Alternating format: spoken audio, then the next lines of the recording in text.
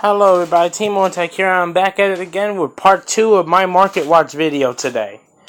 And we're gonna transition from looking up certain decks to looking up certain tech cards that I suggest you try out in your decks.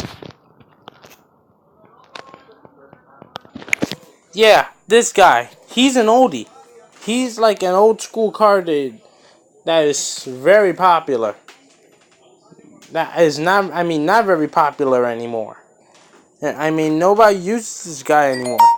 And it's just sad to see that this guy has fallen from its former stage of popularity to becoming a thing of the past. This guy is very easy to use in your Monarch decks, people. He's a level 8, so you could send him to Graveyard with trade-in order to draw more cards if necessary.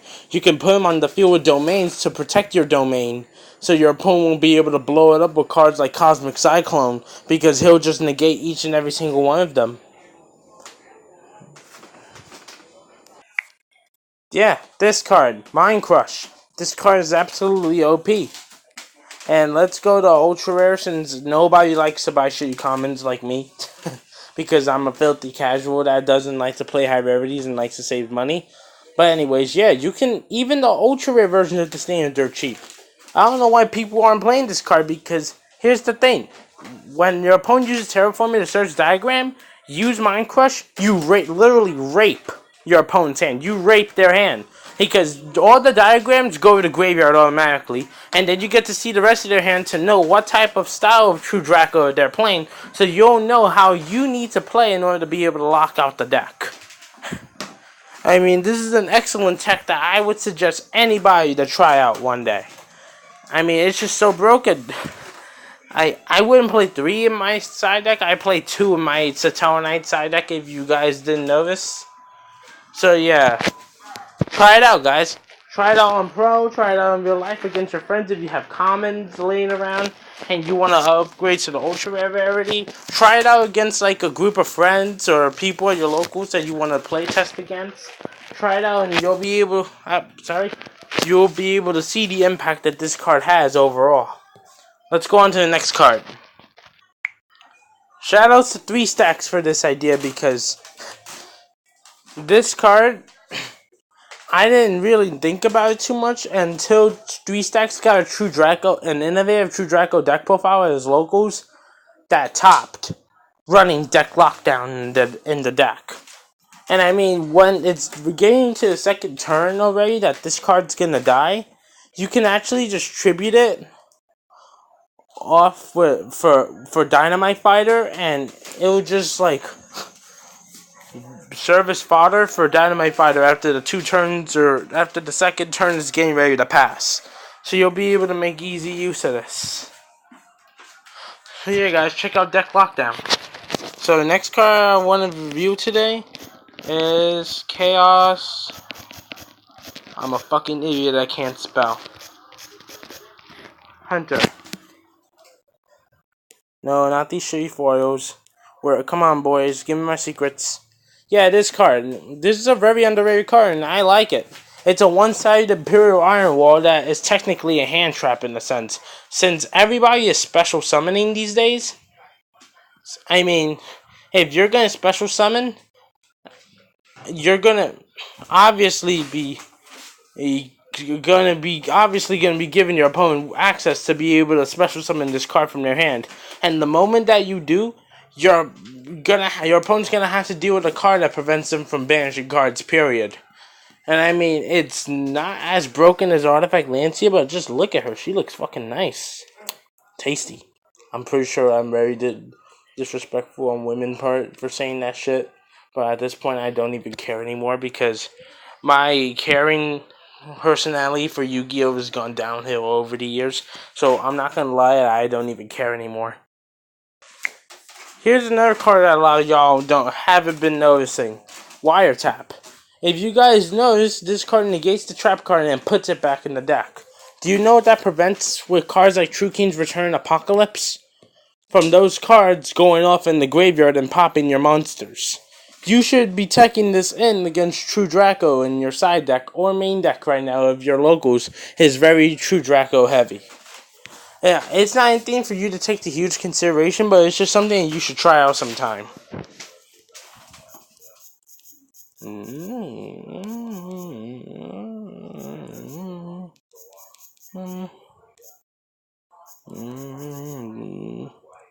we go. Lancia. Yeah, 126 now. You know how much I paid for multiples of my Lancia? I think I have like 15 Lancias over here already. Like, fucking, fucking 71 cents a piece. Yeah, this card's going up and I'm making 50 cents profit on each and every one of them. Don't worry, TK Games, I'm going to be checking out your video right after I finish this.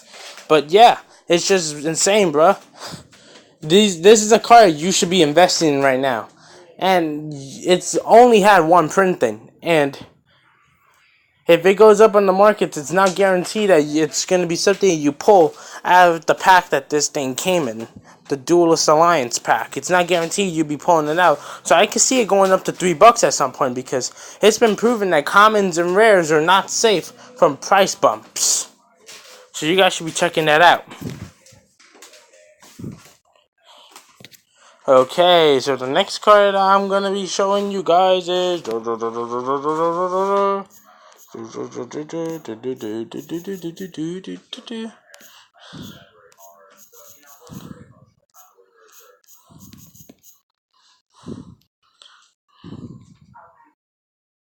Wow, I forgot the R. What a fucking joke. Yeah, I actually have an Ultimate Rare this card in my collection. It's not for sale, by the way. But yeah, you can get your OT chalices online right now for like $10. So you guys should check it out sometime. It might be worth your while.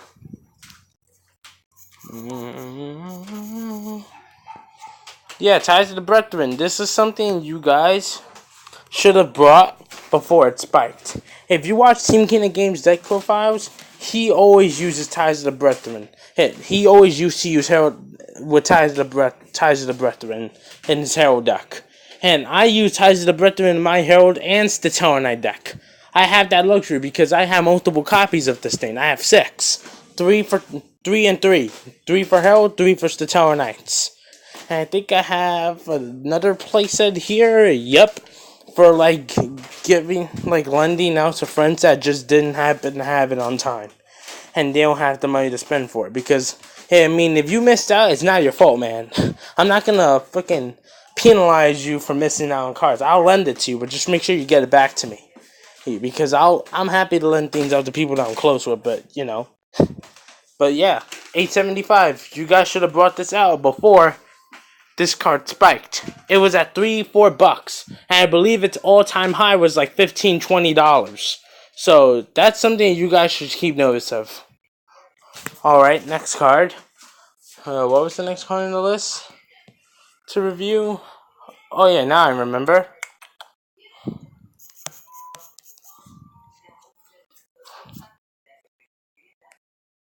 Totally awesome. Oh. Nice fan art of the card, by the way. I'm pretty sure it's nice and shiny. I'll buy this copy over the original shithead any day.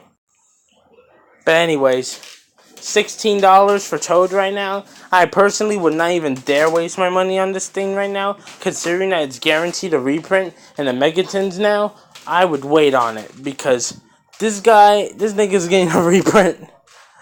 He's confirmed for reprint. The hype is done.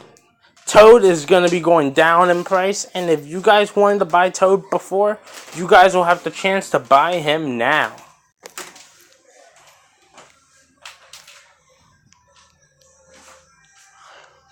Wow. The next card I wanted to talk about was... Oh yeah, Time Lords in general. Don't even mind the music in the background. Yeah, these guys, I'm going to talk about all the Time Lords individually right now. Starting with the best one, Zephion, the Time Lord, obviously. This card, I actually saw playing in side decks at Worlds. And I don't know why people weren't running it, because it's very good. The worst thing that can happen to you is that your Time Lord gets striked, and then it just sits on your field as a guaranteed wall of defense for one turn. For your opponent, during your opponent's turn, so you will not get OTK'd. guaranteed. That's the worst thing that could happen to you with this card. Your opponent has to strike. And that isn't even a bad result either. And if your opponent solemn warnings the bitch, you're guaranteed to draw a fucking card out of the process. You can bait out strikes really easily with this, and that's why I recommend you guys run this thing in Heralds. Next card, we have Cammy on the Time Lord here. I got mine for a penny. I'm actually not lying. I got mine on Amazon for a fucking penny. No shipping, no nothing. He gave it to me for a penny without shipping costs because no one was buying it. You got him here now for $1, so I just made my 99 cents back. I just made 99 cents back. He's gonna go up eventually. You guys should be keeping an eye on this guy. Let me read the part that matters to you guys. Neither player can activate cards or effects in response to this effect's activation. Do you guys understand how broken that is? Very broken. You guys should be keeping your eyes peeled for this nigga. He's really good. And the last one I really wanted to review is Metaion. I got mine for like $2, but he's pretty good too because he's like non-targeting, non-destroying Raigeki, and your opponent can't like say use Zodiac Dragon in order to pop him because it just don't work that way. You know what I'm saying? It just never works that way. Too good, too broken. And to get hit by a dragon, your opponent's gonna have to strike this, and thus will end up and them with paying 1,500 life points and wasting one of the best cards in their deck. Now, some of the last things I want to go over in this video are Ghost Ogre, or all the ghost cards. Oh, Ghost Ogre Snow Rabbit. You got the Secret Rares for 30, 40. Let's see. Where is the super rare? Okay, here we go. Super rare. I was looking for it near mid. Okay, so you have it online for $7.50. I remember when my brother brought me copies of this card back on my birthday last year because my favorite hand trap was Ghost Ogre, and I wanted her for a long time, but she was too expensive before, and my brother got her for like $2-3 back then. So I'm technically still making money to this day, even though she's declining in competitive play. She's forever my favorite hand trap in the game. Alright. Reaper and Winter Cherries. So, here's my thing behind this card. It's getting a reprint and it's going down to $10. And arguably the best deck in our meta right now doesn't even run a fucking extra deck. The best deck in our meta right now. I mean, she requires you to take up a lot of extra deck space in order for you to make use of her. And if you're playing the deck like Monarchs, you are already killing the extra deck with your Mega Zaborg. And it means the Tower Knights, you will have to take up extra deck space in order to make room for this. Or take up side deck space in order to put those extra deck cards into your side deck. Thus, it requires more space than what people actually understand about this thing. And me personally, it's just not worth it right now. Just wait till she goes to 10 after she gets reprinted. Ash Blossom Joyous Spring. Yeah, this card. Remember when VCTFRS was saying that this card should have been brought out back when it was hitting 29, 28, 30-ish? Around that price point? Yeah. You guys should have been buying this thing immediately. Oops, just trying to clean my screen. Sorry. You guys should have brought this out because now it's sitting at 46. Me personally, I'm not a fan of even spending $30 on the card. It's gonna get a reprint eventually, but if you guys were looking for like regionals, competitive play, and you want to play competitively at like a regionals or a nationals at a certain point, you guys should have brought this card out. Well, I don't know what you're thinking, because now you're gonna have a hard time getting this thing. For a decent price. You'd be lucky if you have like a friend that's willing to lend it to you because everybody's running them right now. But the absolute and very last thing I want to review in this video was Chain Strike. And all of the Chain Burn cards in general. You have Chain Strikes actually sitting at a higher price point than before now. That's insane. Actually, no. The last thing I want to review in this video are the Yang Zings. Chi1 and Jiao because those are like the best things ever. It's coming down to 13. It already came down to 13, guys. When it was at 18. Let's see, Jiao. Yeah, I never knew how to spell him right. Remember back when Yang Zing Metal Foes was a thing, and this guy reached the price points of like $20 or so? Yeah, he's come down a long way, and this is the original version, the new Challenger's copy of the card. So, you guys should be buying this shit out. And along with the Yang Zings, I have to go over True Kings. Lithosagum in particular. I'll go over Lithosagum.